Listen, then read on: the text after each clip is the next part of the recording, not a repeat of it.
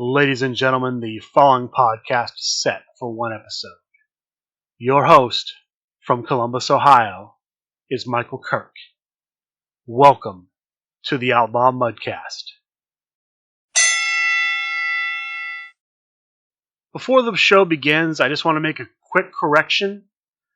During the show, I incorrectly identified Jeffrey Fox as the winner of the Dark Web Tournament and the Dark Web Championship. Jeff Phillips won the Dark Web Tournament and the Dark Web Championship. I apologize for this error, and I hope you enjoy the rest of the show. Hello and welcome to the Outlaw Mudcast, your digital audio dirt sheet for all things Supershow. And today I'm joined by a very special guest host. He is a member of Impact. He is one of the most consistent players in the Legendary Fighting Federation, making top cut after top cut, a recent Press 1P Invitational winner, and he is the general manager of Buckeye Championship Wrestling. Ladies and gentlemen, the man behind Zombie, Collin Simon. Hello, thank you for having me, Michael. That was an excellent introduction. Thank you. I'm very happy to have you on the show. Very happy to introduce you to the audience. But first, let's talk about the big reason why we're having you on the show today. Buckeye Championship Wrestling, your promotion, is hosting its first ever Create a Competitor tournament. Yeah, that's correct. We're pretty excited about it, although we know it's tough times. We are going to try to get some physical SRG presence up and running once again. I know some shops around the country have already started to kind of trickle back in, but we wanted to really kind of start a new event and get people excited and possibly even get some people traveling in to play some Supershow and get their competitor in the game potentially. Yeah, I'm looking forward to having some in-person play too. It's been so long. I think it's been back Rust Belt in March was the last time I was in any large in-person play. Of course, we've had our own local BCW has been going on.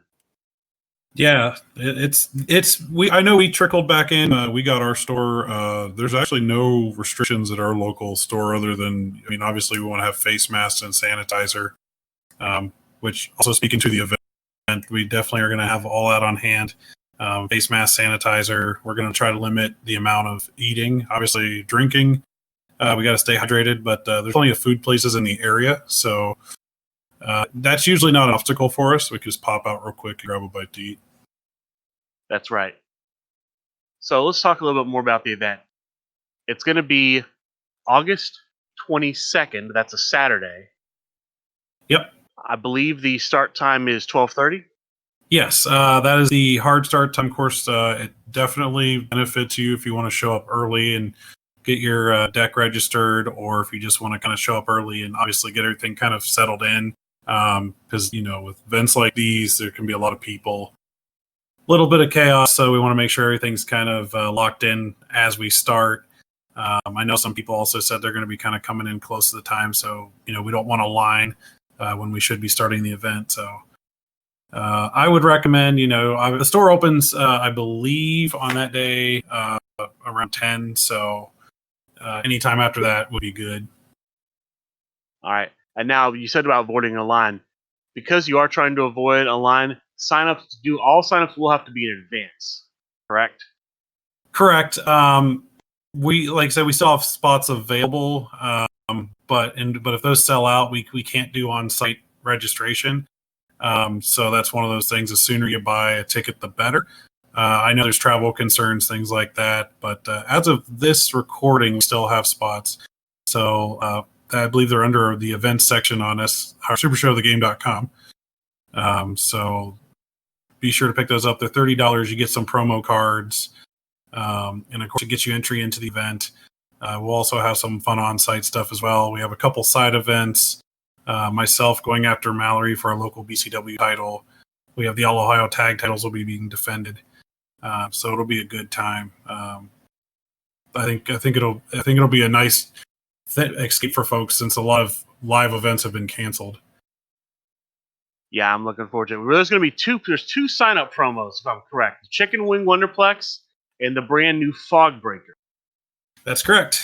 Yeah, the Chicken Wing Wonderplex, I believe, is the number 17 follow-up grapple that if you have another follow-up and play, draw a card, and it can't be stopped by Apocalypse. Correct. Yeah, that's my understanding of it. I actually just got mine the other day. So yeah. And then the Fog Breaker is essentially the same thing, but it can't be stopped by Rejected. I don't know about that one. I haven't looked at it yet, but I believe that is correct. Yeah, so I guess we'll be getting a new card at some point. We can't be stopped by Derailed. Yeah, I guess that's coming down the pike. Yeah, and yeah, you're correct on the Fog Breaker. That is exactly what it does. All right. Yeah, but that's the big event coming up. I'm hoping everyone that wants to come out and feels comfortable coming out does so. Please sign up supershowthegame.com under a brand new section, the event section. Previously, it had been under the online event section. It's now under the event section. $30 entrance fee. Get your 2 sign-up promos at entrance to basically make your own competitor. If you're not in the Super Show, this will get you in the Super Show. If you're already in the Super Show, this is just further cement your legacy in the Super Show with another competitor. Or you can pay it forward, give it to somebody else. It's your competitor. You can do what you want. Yeah, absolutely.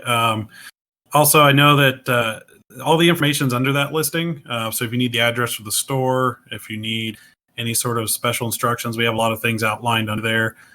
Also, one thing I added on the discussion group, if you search BCW, we had a pick and ban poll. I believe we were going to do the top 3 were not available to be played during the event. Right, last I checked, I believed it was Belinda, D2, and Snake Pit.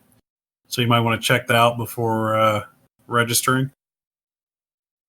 Now, I did want to ask you about that. Why would you put a ban poll in place? So the thought process behind that, I kind of asked a few people in advance. I said, there's a lot of stuff that obviously last year we had the 2020 vision, which a lot of people clamored for and wanted some characters rebalanced and kind of take away what they call the negative play experience.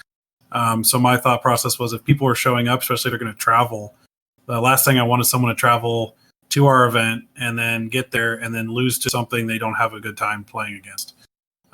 So I wanted to keep the atmosphere as positive as possible and not let someone feel like they didn't have a chance because they went against a character that they either felt was not fun to play against or was not fair to play against. So the whole process there was just to improve the overall atmosphere and just experience the game. And why only 3? Why not more? Why not less?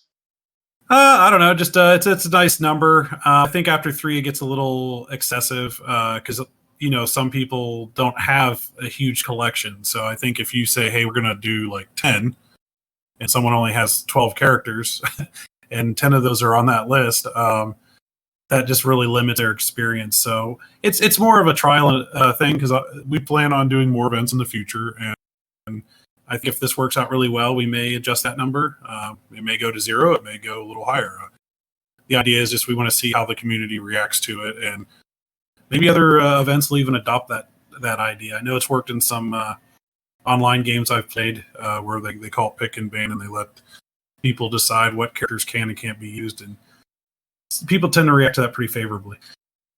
All right, so just to recap, as of right now, and it was a subject to change at this point, we have Snake Pit, D2, and Belinda banned. Yeah. And then what about other competitors? Things like Rim, things like the original general manager, John Calais. Are those going to be... Yeah, I believe that's outlined in the event information. We're going to continue with 2020 vision. We're going to also follow the official LFF sanctioned event restrictions. So there will be no, Grim, original Gene Calais, obviously the updated 2020 Ariel, and Immortal Warrior and Victor Brick. They got moved to tag team, so they're not even available in any form unless you play the flip version. And then the only other thing that is added to the event, the other caveat, is that the main event will be under the main event stipulation. So the finals. Other than that, I don't plan on using any stipulations. I feel that personally, also from feedback of other players, that that can be very disruptive to an event if you get so far. And again, I don't want people to travel and then feel like a stipulation knocked them out of the tournament. So, but the finals, we feel main event's fair because it tends to prolong a game and make it a little more exciting and not just kind of a 3 turns and done type of deal. All right. Speaking of being done in 3 turns or less, how are you treating original EC3? At the moment, we haven't made an official stance on that competitor, although I know that it was tossed around to do the first turn disqualification on his lead finish. So, which I believe is EC Splash. We may put that into effect. As of this time, we haven't made an official decision on that. So I would be weary if you're going to play EC3. So yeah, I would just stay a little away from that. All right. That's all the information we have right now about the event. Again, August 22nd, 12:30 start time. Please be there earlier. Please sign up on the website. I'll be there. Collin should be there, unless everything goes completely wrong. Yeah, pending Ohio restrictions. But as it stands, Ohio has no restriction on our game store. And that has been so for, I think, about a little over a month. I think that's accurate. Because I know we've been meeting there and there's been really nothing other than, face masks. We're being safe. But as far as capacity is concerned, there is no limit. And hopefully that remains in place. We'll come back to this in a minute, but we'll talk about you. I want to introduce you a little bit to the audience. So how did you first come to learn about the Supershow? So we'll start a little bit actually before Supershow. So I used to play Raw Deal, which was kind of the precursor to this game. It was actually an officially licensed game, but that wrestling company that you see on TV. And I had heard about Supershow, but at the time I was very involved in the other game. And then finally, for my honeymoon, I went on the cruise of Jericho, the very first one, and Team SRG was on that cruise. And from there, I took the time to sit down and learn to play the game. I met Steve and I met Loudmouth and John, and they demoed the game for me, and I just fell in love with it.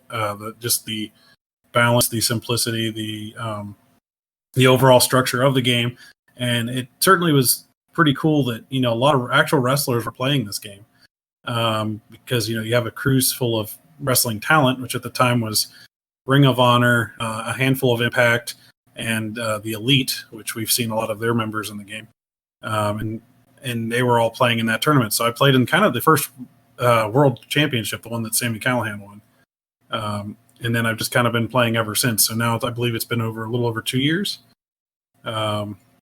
So it's been quite a ride, and I don't plan on stopping anytime soon. All right. And then, of course, I'm going to bring up your creation, the zombie. How did you come up with the zombie? So that character actually has 20 plus years of history. It all started, as I believe a teenager when the video game WWE, it was actually WCW World Tour had come out. And I was a big fan of that on the Nintendo 64. And then they followed it up with WCW Revenge. And in Revenge, you could kind of like customize the characters and the names. And I actually took the character of Mortis, who was a very short-lived character played by Chris Kanyon, and I renamed it Zombie. And then ever since, I've used the character in about every medium, altered the look, changed the moveset, had different gimmicks, things like that. But I've used it in everything from a pen and paper game to online. Facebook used to have an online wrestling federation. I've used it in every video game since. It's been kind of a character that's had tremendous growth and change. And finally I got to put it into a game, officially into print, which was really exciting. So yeah, it's been going for quite a while. That's right. And Zombie has, I believe it's the longest finish name in the game. Yeah, as of right now, the submission finish is the longest titled finish in the game. That came as sort of a joke. It's sort of an homage to Chris Jericho's list, I've altered it slightly because I believe there is an actual move that has something to do with 3 handles and moss covered, but I tweak some of the nouns in there. Yeah, I believe because it's from his, not the list of Jericho, but it's from his 1004 holds list. Yeah, Where was he was trying to go against who was it that's claimed to have 1,000 holds? That's why he went with 1004. I think it was Dean Malenko. Yeah, it was Dean Malenko. Yeah, 1004 holds, where every other hold was armbar. Yeah, the man of 1,000 holds, and then he was the man of 1,004, I think. 4 holds. Yeah, and I believe it's the 3 covered. No, it's the moss covered 3 handled family. Yours is the Crudunzel. Yeah, mine's a Crudunzel with a C, and the one that he named is like a Grudunzel with a G. Yeah. Which I believe Perry Saturn, the wrestler, actually did the real one. You can probably find it on YouTube of him doing the moss-covered family Grudunzel. But I added Abernathy as well. That was just a random family name I thought was kind of funny. Okay. Okay. All right. Now, are there any plans to put Zombie on a tag team? Yeah, actually. A slight spoiler. My wife, Sierra, has a character coming out later this year, I believe. The SRG Baker, Sherry Von Danish. And we would be a tag team if we ever have a tag team created. At the moment, there's no team in process, but we certainly will jump at the opportunity should that arise. I know a lot of people have heard of it, and they've seen we've tagged together in quite a few events. We actually did pretty well in the last tag team tournament. I believe we made it to the semifinals, or something like that, quarterfinals.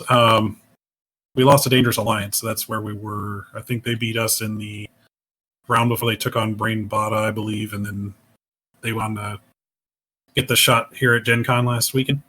So you made it to the Midwest finals. Yeah. And then lost, and then of course Dangerous Alliance went on in the basically the grand finals, I guess, to take on the East Coast winners. Yeah, so you went pretty far then, making the finals of the Midwest bracket. You're playing, I believe that's your Zombie Cakes team. Yeah, just you're playing. Yep, Zombie Italian Bombata is who Sierra uses currently because her character is yet to be released. Yeah, she did post the art for the competitor recently. Mm-hmm. Now, I believe that's an artist that you guys went out and found. Yeah, actually, this is a great opportunity to mention that. We have a local artist, Raphael, who he did the move art for Poco Loco, who just was released as a competitor, and then he's going to be doing Sherry Von Danish's art. But yeah, he's an artist we use locally. He's real excited to do some Supershow art. So, he's definitely someone you can contact. If you want any art done by him, there's some good examples. Like I said, Poco Loco's finishing moves are real good. Obviously, there's a plethora of awesome artists that work for SRG as well, so don't overlook them either. All right, yeah, I think we'll actually be talking about Poco Loco a little bit later in the show, but let's move on and talk about some Super Show news. This was kind of a light news week for Super Show. Yeah, I mean, we have a new world champ, obviously, from last week. I know you covered that. Obviously. That's great. Yeah, Jen Joe, the Italian Bombata with the Italian Bombata, so you're playing your tag team consists of the world champion. Yeah, that's very true. A lot of Gen Con fallout. Gen Con was huge. I mean, that was something that... Yeah, Gen Con was huge. We had a pretty even split, half retained, half we had new champions, which I think is the first time in a while that's happened. I think the last time was a virtual Origins, I think only one championship changed hands. Was that the one that... is that where South Bell won her title? I believe it was. Yeah. It was around that time. Yeah, I believe that was it. Yeah, because Polka retained, Brandon retained. Yeah. Well, maybe, you know what? I think did Inner Circle lose at Virtual Origins? They might have lost there. So that might be another one that. Yeah, that's right. The from the Faction Yeah. Wars cash in. Yeah. Tag Tornado, I believe, retained. Yeah, because John's been Tornado. Yeah, because John's been so yeah. Yep. So yeah, And- just only just a couple changes. But yeah, this one was a lot more even. yeah, Which yeah. is kind of a now. You have a title shot or two in the wings, don't you? Well, I mean, I have our local title shot. I had a trios. I was in the trios tournament in the I think the 8 that were selected. And I lost to Lucha Maniacal Uberstar. Okay. Who did go into the finals. That was a really great game too. He's a great competitor. If you ever have a chance to play against Lucha Maniacal Uberstar, you're in for a good time there. I believe I cannot recall if I played him before, but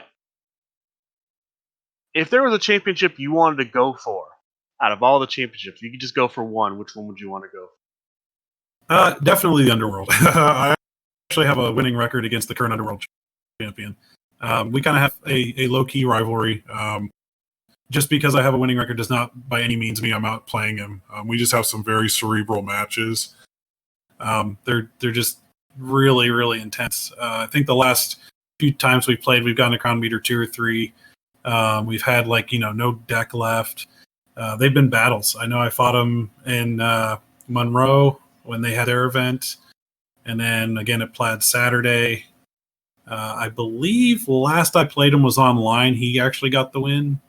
I think that was during. It's been quite the battle. I think Kirk Polk is a tremendous player and a long-running champion. I think that would be the biggest, the sweetest victory if I could win it, and if not, either way, it'd be a good game. All right. Yeah, that just made me curious to think about that when we're talking about the title scene. Obviously, yeah, we had new champions. Chris Pagillo had a new tornado tag, Hold the Line Harry. But yeah, I think they debuted some art on the show. They debuted a new potential tag team. I think they're calling it the Degenerate Mafia with Dosmodius and Loudmouth Leo. It's a nice piece of art. Talked a lot about the competitors Really nice coming out. Yeah, it was really nice art. Running about 2 months early. Competitors, which is nice to see, especially because my competitors set to debut in 2021. So, yeah. if I could get Your it in second 2020, that would be nice. My second competitor, yeah. Yeah, because of course we have the Outlaw, DJ Outlaw. We have DJ Outlaw. My face character, my heel character will be coming soon. Nope. Hopefully. Yeah. And speaking of, you mentioned the tag team with Dosmodius. Of course, they had the event for Dosmodius. Was that this week, I believe? That was the Dosmodius deck challenge. Was Thursday night. Yeah. Very long event. It was of course we'll talk. Now's a good time to talk about the Dosmodius deck challenge. So Dosmodius deck challenge Thursday night. When you entered, you were put in a group of 6 players, you and 5 others. So you had to play 5 matches, best of 3, third match New York rules. And the deck challenge is interesting because the way the deck challenge worked was this: when you signed up, there was a draft where Steve opened up a payoff pack, pulled out 2 of the 3 competitors. He basically pulled out 3 competitors, gave a number 1 through 3. You blindly chose 2 numbers. He showed you 2 competitors. You could choose to basically replace one with the one that didn't get picked, and then you had to play that. You had to use the competitor card for one and the finishes for the other, which led to some sort of crazy matchups. Because tags and trios were allowed. So you could have a singles competitor with tag or trio finishes. Yeah, it kind of reminds me of the original Birdcage, I believe, debuted at Grand Gathering. When they did the, you had to just use whatever's opened in the Birdcage pack. Yeah, the one difference was that all of those, I believe, were single finishes. There were no tag or trios.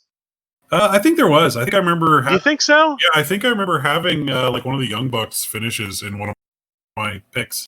Huh. Okay. I didn't. At least in my set, I don't remember anyone getting any tags or trios finishes. But maybe. Yeah, in the original Birdcage at Grand Gathering, for those who weren't there, weren't part of it, the Birdcage sets, it was all random competitors and all random finishes. I mean, obviously they had a 28, 29, and a 30 for each player, but you might be in a situation where you draft Snake Pit and you have a Super Hombre, a Merlin von Berlin, and a Mass Llama finish.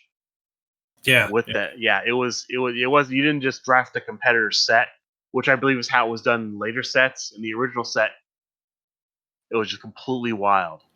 Yeah, but I mean, a lot of times it left for a lot of like overkill because a lot of the finishes are designed to boost your numbers that are lower. So there would be like, people opening up a 10 power guy and getting like a +5 to your power finish. It's like, you really need a 15. So it was kind of crazy. Yeah. Well, it's crazy. But getting back to the Dosmo deck challenge. So 5 rounds, and then the top cut. Top cut didn't happen. The event started at 6. Top cut didn't happen until after 11. So this was a late night. And that's the one thing. I'm not a big fan of the multi matches just because those tournaments can go so late. I don't know when they finished up, but I'm sure it had to finish late. If the first match was after 11, I'm sure they didn't get done until after midnight. Yeah, absolutely. Yeah. Especially on a Thursday. That's rough. Thursday night, yeah.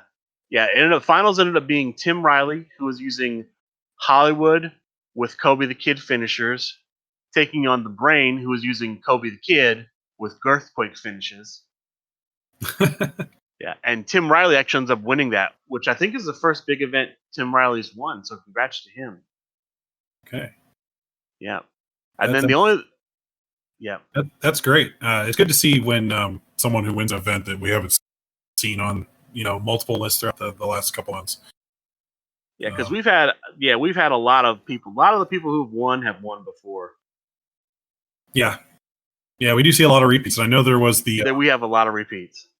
There's the standing challenge that I believe. I think it's John Clay said that if someone wins, was it 3 press 1 Ps, they get a title shot. Yes, that's 3 press 1 Ps. They're in the running for some sort of title shot. Yeah, and I don't know if anyone's actually done it yet. I know there's a couple. There's a few 2s. I know Chris Pate's a 2. Theo Neo's a 2. Ian Chambers, I believe, is now a 2. Yeah. So we have a few different 2s. Still has yet to actually get to that 3. I'm a 1. And then and then of course we had the Boss Takeover, which also counts. Was Friday. I don't have a lot of results in that. I know the finals were Dustin Garman versus Everett Stevens, and Dustin ended up winning. I don't know if that puts him at 2 now, or if he's just at 1. I'm not sure. I'm not sure either. I know he won an event recently, but I don't know if it was a press 1P or Boss Takeover. I want to say that he's still at 1 because I don't think he's won a press 1P. He's gotten to the finals a few times. But to my knowledge, of course, talking to him about every day in our Impact chats, I don't think he's at 2 yet. But yeah, we've got quite a few people at 2, quite a few people on the cusp of 2. Yeah. And we'll just have to wait and see what happens. Absolutely. Who knows? Yeah. Could be you in the next. You could go 2 weeks in a row and be the guy. Yeah, well, I gotta actually start playing again. I've taken a break from the online tournaments. Yeah. I can only do so many. Sometimes they can be kind of exhausting. We have quite a few of them in a week, so sometimes I believe this was a light week because we didn't. I don't think we had one yesterday. No, I don't think. Or wait, did we? I thought we might have. I don't know. I've been kind of taking a break from the online tournament, so I'm not sure. I did. If there was one, I didn't see it. It's not listed on the website, and I didn't see any results from it. So I apologize if we had one, and I just completely missed it. But I didn't see anything about a tournament for Saturday. Yeah, Saturday would be off because usually the press 1P was on a Thursday, but that was replaced by the Dosmo thing.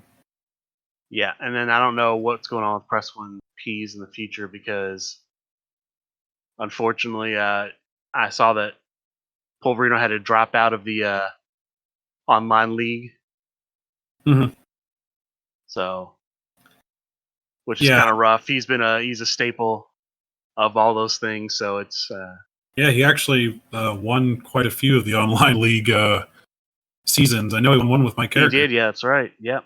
I think he won 2 seasons in a row as tag, 2 or 3. Yeah, actually, I don't know if he's lost the tag one yet.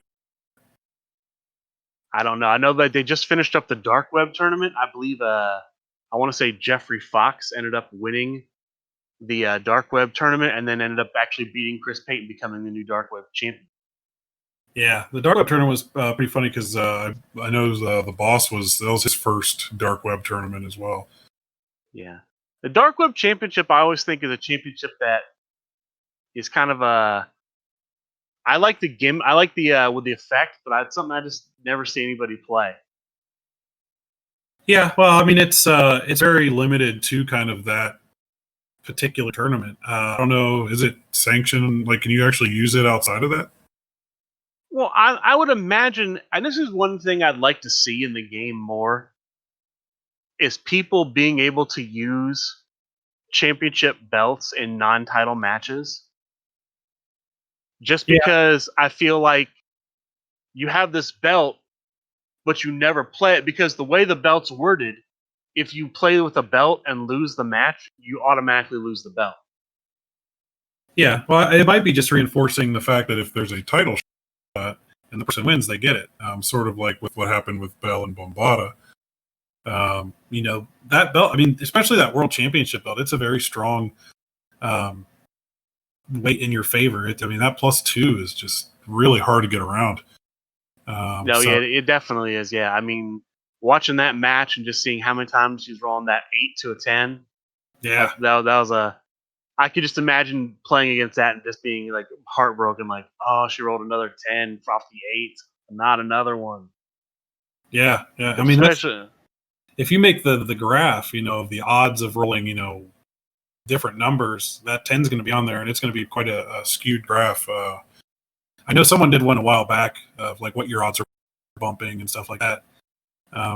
But yeah, that having 2 10s, I mean, just ask anyone who plays against AJ Styles, and he's only turning a 9 into a 10. So well, that was part of what made the original Aerial Lipstick so brutal when she was champion.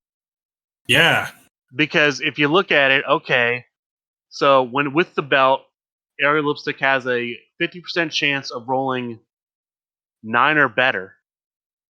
And when she rolls her 5, you're automatically burying 2. It's essentially the same thing as playing a headlock kick for free. Yeah. That's a follow up that you have to actually, try to play. Hit can be stopped. Imagine you're just going to automatically play that by rolling your lowest skill. I mean, that's rough. Yeah, it's pretty tough. I mean, it's a great thing to have, though. I think championship advantage is nice. It does capture the flavor of being a champion, because nobody wants to win a title and then go into a match and get completely destroyed in 3 turns and be like, well, I was a champion and I just had an off game, Yeah. I think that belt really helps, kind of give you that boost so that you don't just get completely squashed out of a game. Yeah, and the belts all do different things, which is nice too.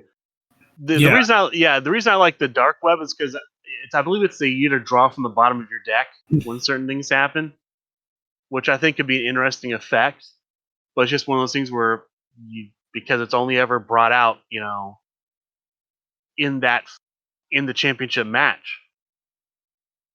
Yeah, that's the only time. The only time this card's ever played is essentially when the championship's defended. Outside of that, it just sits in a drawer or something. That to me is kind of why I wish there was a mechanic where you could play the belts you've won and not automatically risk them, because that's when what happens. You basically play it once in a blue moon. I guess that's true. Yeah. I mean, there's things like the membership ring. If you win that, you can kind of just play that casually, right?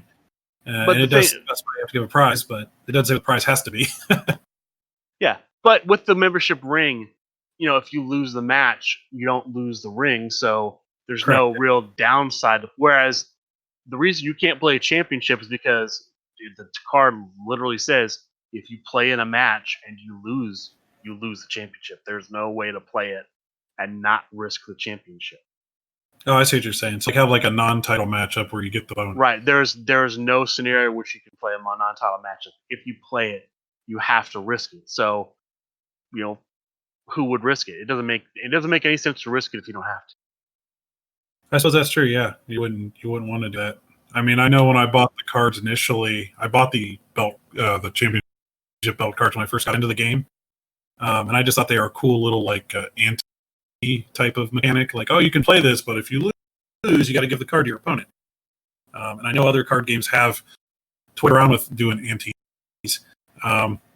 but I never did risk it. And then looking back on, I guess it's kind of a nice thing to have. But you're right, you really can't just be like, hey, this is my entrance card, unless you play the champion at Kickstarter, which is a belt that doesn't give away. But right, that's not, and we wouldn't really consider it a real championship. I mean, hey, because again, because it's like nobody contends for I'm the champion at Kickstarter. Yeah, there's multiple. Yeah, nobody's the sole Kickstarter champion. I guess you could pretend you are. I suppose you could. If you're the only one in a play group, you are the champion. That could be an interesting feud for somebody to do. Declare themselves the one true champion in Kickstarter. Yeah, and then just pledge. That's right, and just you want to take on everybody else to demonstrate you are the true champion of Kickstarter. You are the reigning, defending, undisputed brand champion of Kickstarter. We could almost come up with a secondary title in the LFF that's like, this is the true champion of Kickstarter. I don't know if we need any more LFF titles. That's true. We have a lot. We're getting ready to add a trios not trios, a triad. Yeah, triad championship. I've also heard rumblings that the LFF Tri-State may become an official LFF championship. I think with the Tri-State though, that's kind of that's asking for an avalanche, because if the Tri-State title becomes a title, then you're going to have the Deep South, and then you'll have you'll have the Great Lakes title, and you'll have the West Coast title, and there'll be like all these different regions. Or this could just be another example of what they call a New York bias, where just the New York local championship gets to be official and nobody else's. Yeah, but I mean, what other ones in that though? In that category, what other ones in the Tri-State? Well, what's another like New York only title that would be? Well, there isn't any right now. Oh, okay. You're saying that would be another thing that New York could claim as like, oh, right. You're familiar with the concept of New York bias, right? Yes. That's where it is viewed like that. You have an easier opportunity to win something if you're in that region. Yeah, just are things like, I'll use myself as a great example. I win a large tournament at Impact. I'm put in a birdcage match for the Underworld Championship. Mm-hmm. Andrew Trebbing wins a smaller Impact tournament. He immediately gets a title shot 1-on-1 for the Underworld Championship. Yeah, and that is something that's been brought up. And I don't know, call it whatever, advice or not, but they're some of the champions in this game have won titles by going through a lot less opponents. Because you look at like, how did like John P just won the Gen Con event, and he had to go through almost 100 people in that same tournament to get there.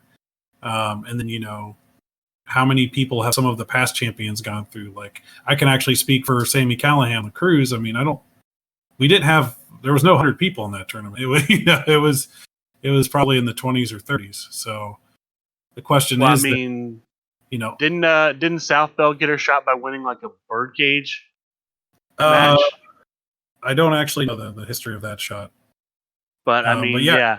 Possible. Yeah, that's one of those things where you go, okay, does this person, the path to getting to the championship, regardless of which kind it is, for some folks is a lot shorter than it is for others. And that's, I don't know, I think that's a topic that could be brought up at some point and say, hey, why is it one person has to, go through, all these obstacles? Because I know we just had the Underworld tournament that had like stipulations and a whole bunch of people in the brackets and all that. And then you brought up that, I believe Andrew Trebbing had only won one event, and it was not a very large event. So, what's I think there's an argument that could be had there with what qualifies you to get a title shot. And again, it could all just be up to John Collette. He could just decide, hey, this guy gets a shot, and this guy has to go through 100 people. I guess that's ultimately up to his call. And I believe that part of the reason it's so sort of free-flowing and not really very structured is because they look at the LFF championships as sort of a fun thing and not a serious thing.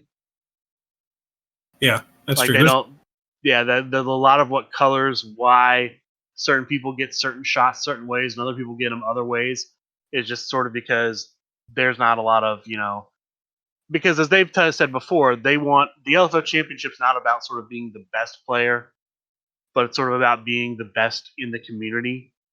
They want someone who will represent the player base well, and not necessarily you're the winning. Now, sometimes those things coincide. I mean, obviously, John Polverino is one of the probably the best player in the world at Supershow, certainly in terms of wins and losses. I would say so. Yeah, and I think there's a few factors there. I mean, just like in actual professional wrestling, often the champion is the best representative of the company, someone that can represent it with pride and show that hey, this is what we're all about. And I think we've got that with the past couple champions. And then there's the other thing too, like you said, in terms of seriousness and fun. This isn't like some other card games. You don't win like $1 million by being the world champion. So there's not as much at stake other than kind of obviously there's a belt, but you're not getting some huge prize pool at the end of that, and therefore there's no reason for anyone to really complain and say, oh well, I didn't I'd have my fair shot at that $1 million or whatever the prize would be. In this case, it's more about pride and just being on paper a champion. Yeah, it's definitely true. There's just not like Magic the Gathering, to name another card game, where there are like thousands of dollars at stake in certain tournaments. Yeah. So if you would to make the argument the other way and say, oh well, this person had an easier shot at it. I mean, at the end of the day, what did they really win at the end? Besides, I mean, I'd love to be a champion. Don't get me wrong; it's a great title to have. There's a lot of prestige in that. I'm not trying to take away from the prestige of it, but it's at the same time you're not really losing anything either. So if you don't get the shot, it's not like, oh man, I didn't get that huge prize pool at the end. Yeah, it's not like you need the prize money to save the family farm or pay for Timmy's operation or anything like that. It's just a belt to have for fun to be the champion. Like you said, for the prestige, for the notoriety. But I think that's enough. I mean, even the weekly tournaments. You get, I think the biggest prize in some of the weekly tournaments. Well, I mean, our upcoming event here locally is going to be a creative competitor, but you're still going to get your money's worth either way. So, if you don't win, you're not going to be like, oh man, I can't believe I blew all that time and money just to not win. I mean, the prize is great, but it's going to be fair. There's not going to be like, oh, I was cheated out of it because someone chose to give someone else a better shot or not. So yeah, I think that's an interesting topic that we brought up there. Yeah, it's always LFF championships are always a thing to talk about. Yeah, we're still waiting to see what the feature picture is. I mean, obviously we know that. I'm guessing the next LFF World Heavyweight Championship match is going to be the champion Chris Pagillo versus Dave Marisak. Yeah, there was a great promo cut by Dave. Yeah. Yep. I'm assuming that the next tag team is going to be the Impact team versus the second Inner Circle team, which is Gropar and the Grump. Yeah, did they win their shot? I believe last year's Gen Con. Yeah, they won their shot at last year's Gen Con. Yes. Okay, so yeah, they've been kind of holding on to it because, of course, they were the champions as a faction, so they weren't going to play against themselves. Grump was on both teams, so I don't know how that would have worked. That'd have been an odd match to watch. I think that's an extenuating circumstance where, they kind of had to wait. Because you can't be on both teams So normally they get your shot in there pretty quickly, but for that, they you had to wait till it was moved. Which, I mean, I guess in the long run, that looks like a genius tactic to be a champion and then win another shot. So that way, when you do lose it, you get that kind of rematch. Yeah, that is a little bit of a, something in your back pocket you can pull out and be like, oh, I lost. Well, I've got a rematch because I won with another team. That's well, that's right. They don't really let you compete normally in the tournament. Like I don't recall Kirk Polka competing in underworld tournaments as champion. Yeah, I don't think he did. I mean, the most recent one, he was selecting people in it, so that wasn't an option. But I think, has King Pink played in the World Championship tournaments when he was champion? I don't remember. But the only problem with that is I don't think there's been World Championship tournaments that he could have played in. But obviously, before everything shut down, before all the conventions got canceled, I think the only convention that happened was PAX South. Yeah. Well, he was champion at last year's Gen Con. He could have been because that was a World Championship event, the one that. What? Yeah, but was he champion then? Did they give him the? I always refer the timing on that. I never remember because obviously he played in the match at Origins that got cut short, where the match never finished, and then he was given the belt at some point in the future. But I don't recall if he was given the belt before or after Gen Con. I think it was before, because if I recall, it was only a couple of weeks after Origins. The only reason I wonder is because they did not have a championship match at Gen Con. I don't know. They didn't, because the match between Polverino for winning Gen Con and King Pink took place at Plaid Saturday 2. Yeah, okay. Yep, you're right. Plaid Saturday 2. Although, I feel like, didn't Loudmouth Leo get a shot at him at some point? Or am I imagining that? No, you're right. He might have gotten a shot for winning at Origins. So maybe they did have a match at Gen Con. I'm just forgetting it. That's actually quite possible that maybe he faced. That actually makes a lot of sense that Loudmouth Leo for winning the World Heavyweight at Origins might have gotten a shot at Gen Con. Yeah, I think he did. I think it was just really late. As I remember, they also did the faction to get the Three Kings faction pack made. Or what we now know as the Claim Throne pack. That match happened very late in the evening as well. It did. I remember that because I had to. All the people that I was there with, my ride basically left, so I was like, I had to make my way back to the hotel by myself. Yeah. So yeah, I think some of those things happened just kind of late, and then because I do believe Loudmouth Leo Larynx had a shot at him from. Yeah, you're right. I've forgotten about Loudmouth's shot, but I think you're completely right that happened. Yeah, well, I was at both events. My memory's a little foggy, but at least I was there. I think I might have. I know I was there at the faction 3-on-3 battle for the faction pack. Yeah, which is now the Claim the Throne set. Which I will do. Let me announce this on the show now. There will be a special where I go through the cards in the faction pack, including the competitors. That is coming. Just because I think it's too much to review on this show. I'll review the competitors and I'll review the cards.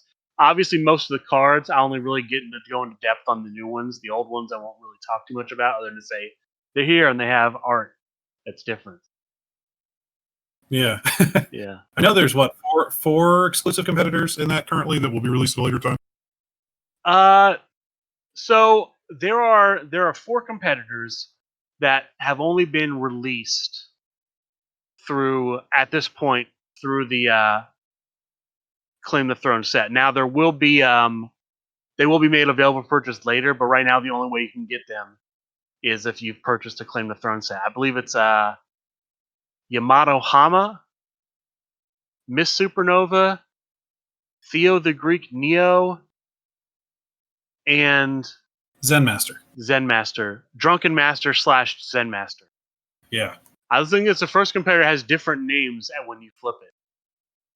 Yeah, he has a flip. I think he goes to Drunken, if I'm not mistaken. I thought he was Drunken and he went to Zen. Oh, yeah, maybe. That actually sounds about it. Right. All right. Guess he sobers up. And it's weird because his when you look at his logos just say Master. They don't say Drunken or Zen. Oh, really? I didn't notice that. Yeah, when you look on the finish cards, it just says Master. Ah.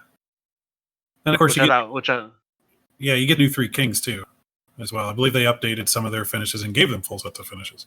Yeah, if you get the prize pack, which is the $200 version instead of the $160 version, you get the Three Kings: King Cold, King Pink, King Greatness, with a full set of finishes each. A Titan that's been updated. Yep. The brand new Enforcer, and then the Three Kings trio card. Yeah, that's a pretty big value. Yeah, for $40, you're getting 5 competitors, and then a trios card. That's for $40. That's a good value. Yeah, I know I got one on the way. Yeah, considering a trio set, a competitor set normally goes for about $15. Yeah, that's 40 is less than 3 normal competitor standalone sets. But speaking of competitor sets, I did want to go through 2 of the new releases. Yeah. So we'll start with the one that you mentioned earlier. That was where the finishes were done by the brand new artist of the game, Raphael. Mm-hmm. Poco Loco. Yeah, he's actually a fun little quick backstory on him too. He was created in the pen and paper game that Zombie was in as well. So there's a little bit of history between those two, and I think that explains why I'm in one of the finishing move pictures. That makes sense. Yeah, Poco Loco, I believe, is a Puerto Rican, correct, a masked wrestler. I don't know if you'd call him a luchador or not. Yes, I know. He's a Puerto Rican luchador. Yeah, I know that the Lucha Maniacal Uberstar would say not. Well, he's self-titled the best luchador in the LFF. I think isn't he the one true luchador or the only true luchador too? Yeah, that sounds right. I think that's part of his title. Yes. Let me go through the competitor. Let me give the skills and the gimmick. It's Power 5, Technique 9, Agility 10, Strike 7, Submission 6, Grapple 8. When you roll Agility for your turn roll, shuffle 4 cards from your discard pile into your deck. I always like to start by going through the 13 through 15s. Agility 10, Kick in the Corner makes sense. Technique 9, Bow and Arrow makes sense. You could also run Beg for Mercy with a grapple of 8. Well, Technique would be single leg crab, not bow and arrow. You're right. It'd be single leg crab. I apologize. Yeah. I do that sometimes. So. Oh well. It's easily confused. They're both in the same slot, both a submission. Yep. That's why we need to replace the host. Get a host that doesn't mess up. I don't know about that. Yep. And then grapple 8. Could run DDT. I'm always kind of weird about the 8 slot. It's always kind of a funny slot. Yeah, I mean, me personally, with the 8s, I always tend to run a skill card right on that 8, because then there's usually one right there in that slot that you can't pack the skill stop, that you can run like a skill requirement card. So that's typically what I do. Like with Zombie, for example, the 8 technique, I run Crane Kick because it's a nice. Would you run Beg for Mercy over single leg crab here? Yeah, I suppose you could. Yeah, that would actually be probably a lot better. I mean, it's a skill requirement, but it is a skill. It is a skill requirement. It's not your 10; it's a 9. But it is a 10. It is a 9 technique. There's not a lot of 10 techniques. It doesn't feel like a 10 technique gets played a lot. Yeah. Well, I mean, the nice thing about a card like that too, though, even if you end up going against a 10 technique, you still play it as its effect as an offensive maneuver. That's always true, yeah. And then the gimmick, I like this gimmick a lot. Being able to shuffle 4 cards. Now Well, the thing to note is that it's not a you may, so you have to do all 4 if you have them. Yeah. This could make, if you're trying to go for like a count out victory or trying to or something like that, that could be a bit difficult. Yeah, I don't think Poco's counting out very often. No. Ring of Fire might be okay because you'd always be shuffling 4, and then you'd obviously have to burn 1. Yeah.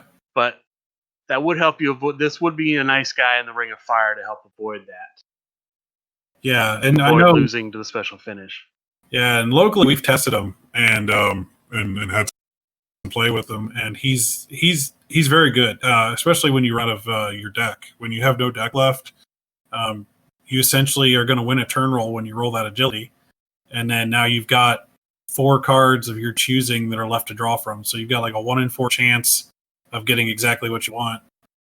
And then, should you win a few more turn rolls without rolling agility, you basically just stack your deck and you don't have to pass and bury. So it's really nice in that aspect. Yeah, I mentioned Ring of Fire. For those who aren't familiar with Ring of Fire, that's the stipulation where the special finish is: if you run enough cards in your deck, you lose. If you have no cards in your deck, you get set on fire and you lose the match. Yeah. Yeah, that is an interesting. This is not a you must shuffle 4 if you have them. Yeah, and it's not up to, it's all 4. So. Yeah. So if you were playing in a stipulation like Steel Cage or Lumberjack, when you rolled your agility, you can't shuffle back, obviously, but you would be shuffling, which could be interesting for Poco Loco. Which does kind of make a card like a Beg for Mercy a little bit risky. Because if again, Beg for Mercy is the stop where you put a card from your discard on top of your deck. If you hit that stop and then roll agility, you take the card you just put on the deck and shuffle it back in. Yeah, it's not as powerful, but it's still pretty good because ultimately, still pretty good. You look at the long run of the game. He's effectively filtering the deck from cards that he doesn't want to cards he does want, because he's just going to leave the ones in the discard pile. And the other nice thing too is it's kind of a slower, like you have like my character Zombie or King Greatness, the guys that pick up cards directly. But if you're shuffling 4 cards of your choice, you're just increasing the odds that you get one of those as the game goes on. So it's sort of a recursion in the fact that you're getting the cards you want just at a slower rate, but you're also putting back up more. So even if something like Beg for Mercy, you hit it and then you roll your agility, you still put the 1 card you wanted back into the deck. So I think it's good. I think it's still pretty good. And I think it's good. Let's talk about the finishes. We'll start with the finish strike number 28. Loco Motion. Obvious name. Mm-hmm. It's the art I think is interesting because I think it's the first time I've ever seen art in the game where we see multiple images of a competitor, because in this case the competitor is doing like a backflip off the top rope and hitting a leg drop. Mm-hmm. And so you see various poses of the competitor as they flip. So Yeah. very sort of reminiscent of have you ever seen some of the comic book art of the character of the Flash? Sort of in that vein. I actually like it a lot. I think that some of the things that are lost in finishing moves is that you don't know what the move is from start to finish, because some of them are quite involved. Again, you can use my character Zombie as a reference.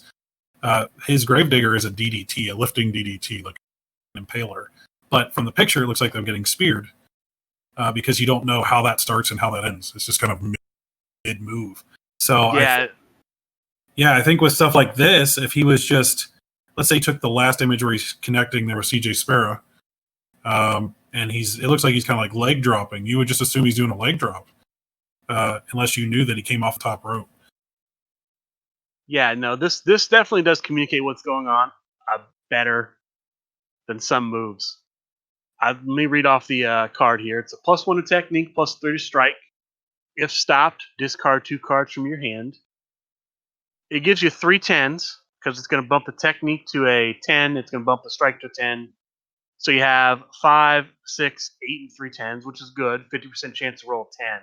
Yeah, that's why there's a slight drawback. It's kind of a risk to it. Yeah.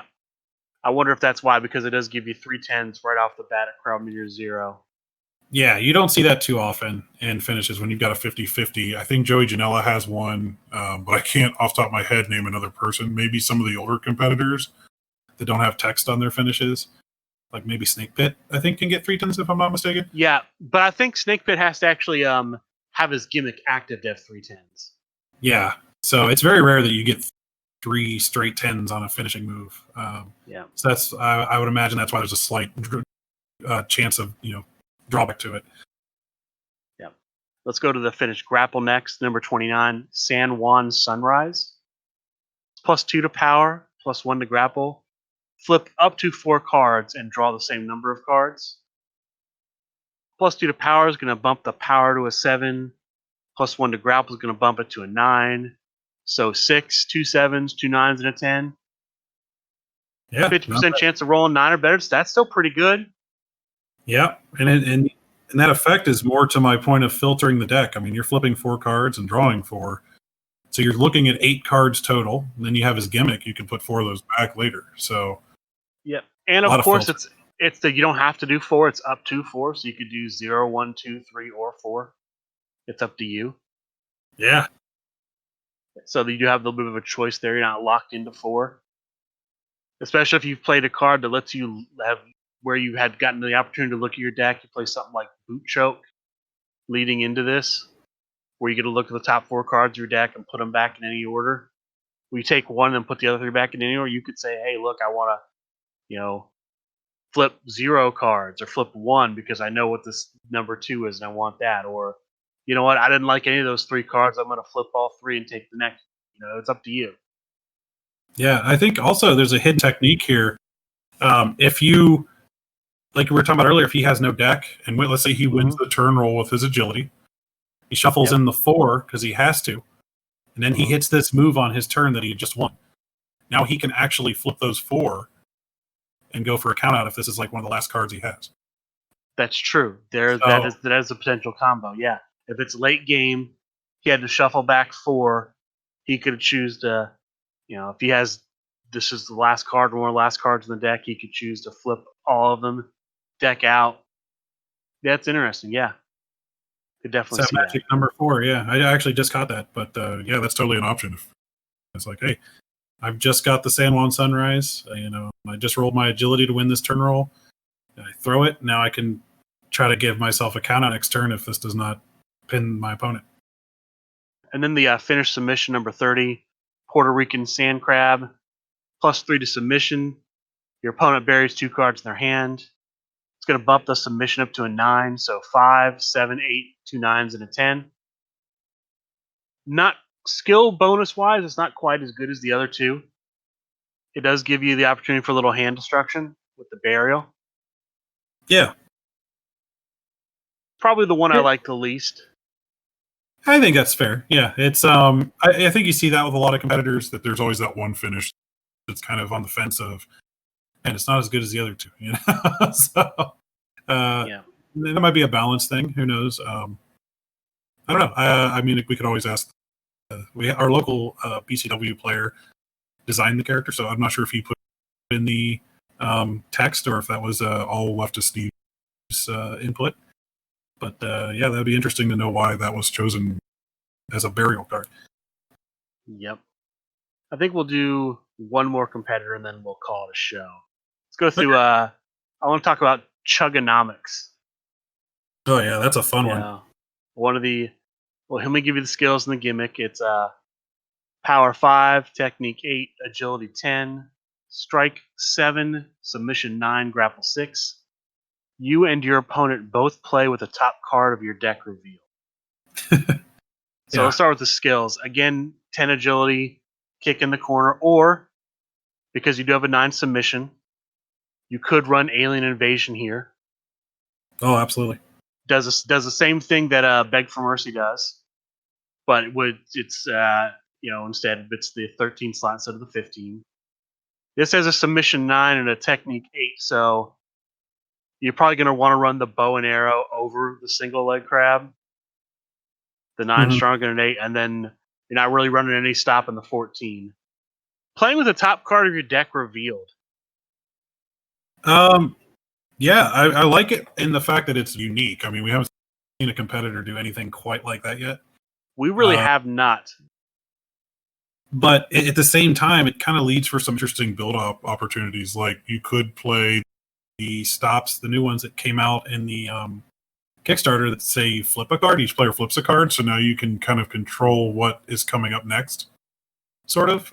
Yeah, if you see your opponent's getting ready to draw something, you don't want them to draw, you play one of those cards off offensively, make them flip, and flip that card away. Now, from what I understand, it is not like an automatic effect. So let's say I played a card that made my opponent flip 2 cards. Mm-hmm. Or let me rephrase that. Let me say I make my opponent plays a card where they would draw 4. They wouldn't reveal each one as they drew it.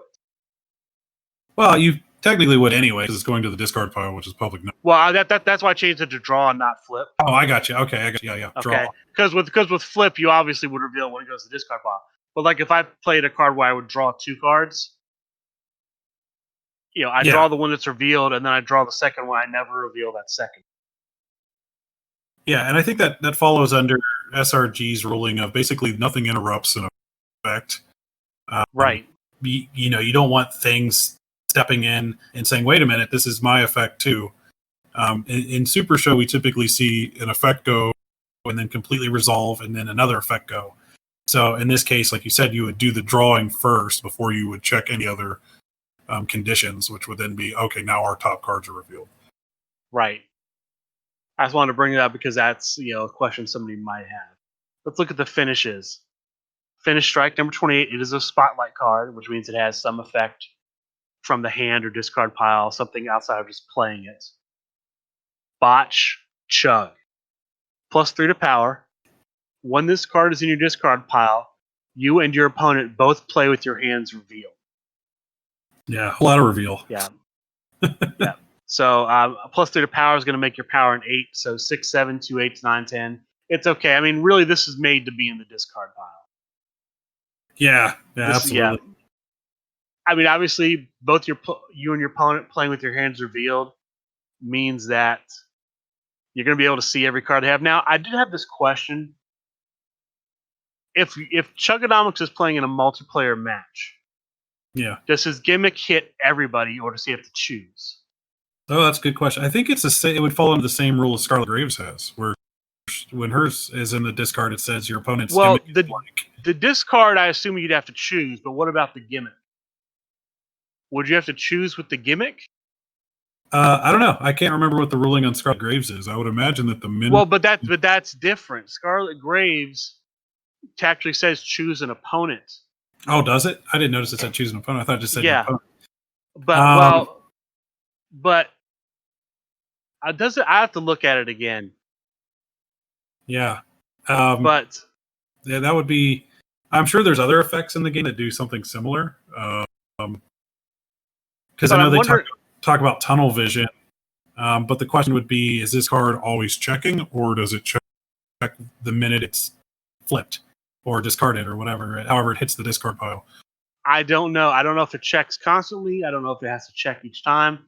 Same thing with the gimmick. I don't know. Could I swap my gimmick? If I'm playing in, a fatal four-way, could I go, okay, this turn my gimmick's on you. This turn my gimmick's on you. This turn my gimmick's on you. Yeah. Well, because it doesn't say choose an opponent like some cards do. Yeah. Although with the new multiplayer ruling, I know at least for tag teams it says your gimmick can only happen once per turn.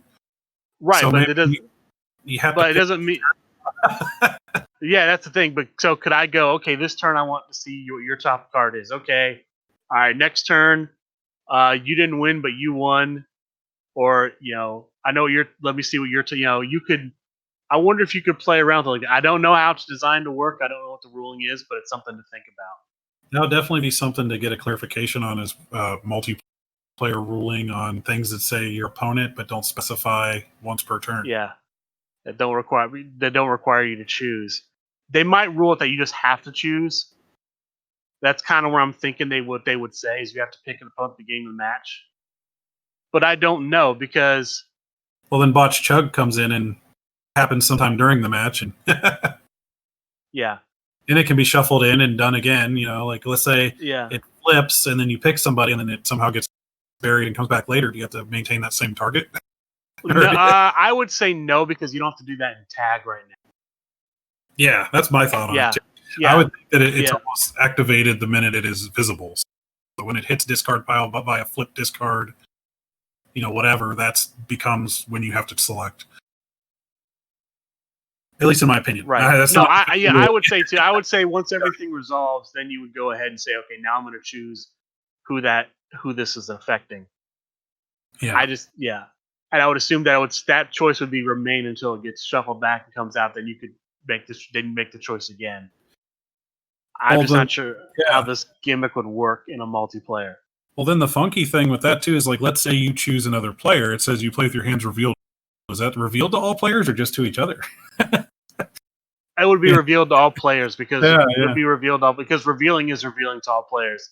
Yeah. I know that because that's why my gimmick on DJ Outlaw says you reveal the card and not you look at your opponent's card, because revealing means you show everybody. Yeah. Well, then you're also proving that it's whatever it is to do your gimmick. Because I know that one of the many laws of card games that of all the ones I've played is that if you have to search or reveal something and prove that it's whatever, you have to publicly do so to prove that you're not cheating. Because, like, let's say, like Flying Knee's a good example. You go look for a strike. You have to prove it's a strike. You can't just say, "Oh, I found a strike." So same thing with like you're saying with your gimmick, you have to prove it's whatever move type in order to do your ability. So yeah. All right, let's talk about the finish grapple next. Down the hatch. +1 to strike, +3 to grapple. Each player shuffles cards from their discard pile into their deck equal to the crowd meter +1. Ooh, another one with multiplayer. Yeah, so in this case, though, this would tunnel vision. Yeah, it's a move hitting. This is a move hitting, so it'd be you. When it says each player, it's definitely you and your opponent would be shuffling. Yeah. It's going to make your strike 8 and your grapple 9, so 5, 2 8s, 2 9s, and a 10. I like that a lot. Yeah. You're going to automatically get at least one card when you play this, because if you play at crowd meter 0, you're going to be shuffling back one card, shuffling up to 6 at the most in a normal game. Obviously, you're playing something like tag team with the new tag team crowd meter that goes up beyond 5. You could be shuffling, I think, 8, 9 cards. Yeah, quite a few. Yeah, but that's not a bad finish. And then the finish sub, pour 1 out. +1 to power, +1 to submission, +1 to grapple. Each player may discard up to 3 cards. Whoever discards the most cards gets 5 cards to their next. Whoever discards the most cards gets +5 to their next turn roll. So here's another one with rules that are very, very up there. Like with the ruling, I actually saw people discussing it on the discussion group. That do you just keep going back and forth until both players say stop? Because it doesn't say like player A discards first and then player B discards. It's whoever discards the most. So do you just kind of keep going until both pass? Is that how that works? I would have to imagine that you would both have to essentially make your choice and do it all in one lump. Because otherwise it just becomes this, okay, I'll discard 1. Well, I'll discard 1. Well, I'll discard 2. Okay, well, I'll discard 2. Well, I'll discard 3. And then you'd have to go, do I give you the +5, or do I want to go ahead and discard the 3rd and block you? Well, the question would be then, who goes first? Does your opponent discard first, or do you go discard first? Or do you choose in secret, like under the table, and be like, okay, so I'm going to... I think the fairest way to do it would be choose in secret. Yeah. Although the only problem with that is, if you've got the strike finish where you're revealing the hand constantly in the discard pile, how do you choose in secret? Yeah, I mean, did you put your whole hand in secret and then pick? Yeah, that's the thing. I don't know how you. Yeah, the mechanic of that would be very interesting. Because I actually assumed it was you just keep going until both players pass, and if you tie, like if you both discard 3, it just nothing happens. I don't know. Yeah, I don't know I don't know what the thoughts are on that. It would be either, but that's an interesting idea. So +1 to power makes that a 6. +1 to grapple makes it a 7. And +1 to submission makes it a 10. So 2 10s, an 8, 2 7s, and a 6. It's all right. Skill bonus wise, it's all right. But that effect could be very, very good, especially if you're trying to win by a count out. Yeah, count out. You reduce your hand size. If you reduce it the most, you get that +5. Yeah. Yeah. Could be interesting because let's say you're playing something like you're going for count, or you're in a steel cage. You throw this at the end of the match. Your opponent can't stop it. You can say, okay, I discard every card in my hand. I get the +5. And then, the only way you'd lose with the +5 is if you roll a 5, they roll a 10. Otherwise, that's... Yeah, absolutely. Well, it's also interesting. In a count out, in the steel cage, you could just give yourself a victory right then and there. Yeah, it's also interesting mixed with the strike, because if you can see what someone's potential next turn is, that really ups the ante in terms of who needs the next turn. You get one of late game situations where crowd meter's 3 or 4, and that player B has a lead full up finish. You may not want them to get the next couple turns or whatnot because they might just go right into a finish. So it's a very very interesting kind of. It reminds me of like an old Western standoff. Like, what do you do? Yeah, and you could even use it to sort of force a player to discard cards to keep you from winning, which would be interesting too. They might have to discard stuff they don't want to discard because it would give you the win. Yeah. Then you got the matchups against things like Mike D and King Pink and stuff where they don't want to lower their hand, so you're you should almost always win that. Yeah. So I don't know. Yeah, it's very interesting competitor, Chugganomics. A lot of things you can do with that. Is his gimmick? So it looks like it's definitely soda based, and he kind of looks like from his character card that he's kind of at like a circus or like a fair. So I'm guessing he's kind of like a soda clown character. Yeah, Chugganomics has had how would I say this? There's a lot of things that Chugganomics has imbibed that I would not want to talk about on this show. Okay, yeah, I gotcha.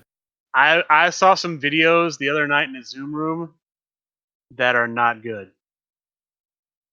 Okay. I'll give you the one that's at least real food, where Chugganomics once, I think, scooped 2 cups of pudding into a glass, added milk, stirred it up, and drank it. Ooh, that's rough. Yeah, and that's not even the worst thing I saw. Okay. But we keep it G. We keep it G here. So that's So there's a lot of gimmicks in the game. At the same time, we do have characters in the game that kind of straddle that borderline of keeping it G. You've got Joey Ryan, who has some questionable card text. Yeah, we do. Yeah, I'm always surprised at some of that card text. Yeah. That was in the game. Yeah. So I don't know how far is too far, but on this show we're keeping it G. Gotcha. I know the game likes to say we're PG, and that's fine, but we're gonna keep it G. Yeah. Well, to my knowledge, there's not been a lot of cards with like excessive violence. I don't think we've seen too much blood in any of the cards. No, we really haven't. That I think is true. There really is not a lot of violence, which I'm glad that we haven't seen a lot of just gore in some of the competitor cards. I don't really want to see that. Yeah, and it could just be artist preference. I know that a lot of the artists probably just don't draw that. But yeah, that's pretty much how that works. Yeah. As far as like next week's events, from what I've seen, nothing new has come out. Obviously there's going to be Dojo on Tuesday. Mm-hmm. We can pretty much dial that in. There's going to be Dojo on Tuesday. There's going to be, I'm assuming, some sort of like Boss Takeover or Press 1P Invitational on Thursday. Don't know exactly what it's going to be, but that's not out. Mm-hmm. And then, of course, people like we've talked about in past weeks, slowly but surely they're bringing up their own federations. You have a lot more in-person play. I haven't been giving my list just because everything's kind of up in the air. Yeah, it's been like very. I know. So, I mean, I know that, and of course, we don't know if Press 1P is going to happen or not. Yeah, there's not a lot scheduled for the upcoming week at this current time. It's kind of unfortunate they don't really start announcing stuff till Mondays, just because I can't cover on the show. I can't say, "Oh, hey, play this, join that." I'd love to, but I just can't really promote it. But what I can promote is that on August 22nd, starting at 12:30, there will be an in-person event. Buckeye Championship Wrestling's Create a Competitor Tournament, $30 entrance fee. Promo cards are Chicken Wing Wonderplex and Fogbreaker. Sign up at supershowthegame.com under the event section, under the shop portion. Mm-hmm. We'll be playing at Pixel Palace Games in Powell, Ohio. The address is on the website, so plug that in. Please try to show up around noon, and please sign up ahead of time. Yeah, because there will be no on-site registration. Although I don't know if you could hop on a smartphone and sign up right then too. Yeah, you could if we still have spots available. If we're sold out and you show up and go, "Hey, I wish I had a spot," and you're just kind of, that's tough. Unfortunately, we can't do anything for you because it's very important, especially with health concerns. To we have to know how many people are going to be there. So don't bring tag-alongs either. Don't come showing up with your whole family. I mean, if they're not playing, don't. But just unfortunately, we'll have to just do players only. But I'm hoping that we get a good turnout. A lot of people show up. Absolutely, and I think speaking of events, is it new? I think on the website there's now an event submission page. You can actually submit an event because I saw there's like a form to fill out. Yeah, I believe that is the case. There's now an event submission form section. So if you ever wanted to host your own tournament, if with this show ever wanted to have the Mudcast Invitational, we could throw that up. We could throw that up there. I'd play in that. I'm gonna turn around. If I did invitational, that'd be a true invitational. I'd have to actually invite people. I couldn't be like a Press 1P invitational where it's actually an open, but they call it invitational. I gotcha. Well, just invite the whole SRG universe in. Well, okay. Well, then what's the point? Why then just call it an open? Well, then walk-in people can't join. Well, on an online event, probably not. Yeah, probably. Yeah. But that's what's going on next week. And I think that's going to do it for our show. Thank you, Collin, for coming on. Oh, before I forget, do you have to submit a deck list for the tournament? Yes. That, though, I'm going to be a little more lenient on as long as we have it that day, but again, in a timely manner. Just don't, I find if you submit it through, I know you can contact myself or Sierra. There's also an email on the submission form if you go to the information. And when you sign up, it'll say where to email that deck list. You can give me a written one the day of, but it has to be, a good, I would say at least an hour before the event. Don't come in and give me, oh, by the way, here's my deck I'm playing in 2 minutes. Okay. So, but people would be able to, if they did show up that early, they would be able to fill it out on site. Yeah, we'll have some forms on site. We're actually running, I think the store owner is going to be using Challenge, just like a lot of the online events. Okay. So we'll have a tournament bracket that'll be able to be set up, and you'll be able to submit the deck list to him. That way, it's also the SRG mom on hand helping handle all the paperwork and logistics. So what is the format going to be? What's going to be like before the top? Oh yeah. So we're going to do Swiss rounds.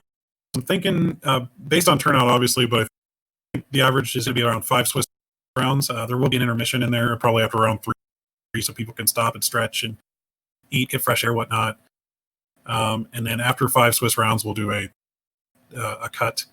Again, depending on the number of people that show, and proceed into a single elimination, with the main event being main event stipulation. All right. Yeah, thank you, Collin, for being on the show. Appreciate having you on as the guest host. Yeah, thank you for having me. It was fun. And for everyone out there listening, thank you for listening, and good day.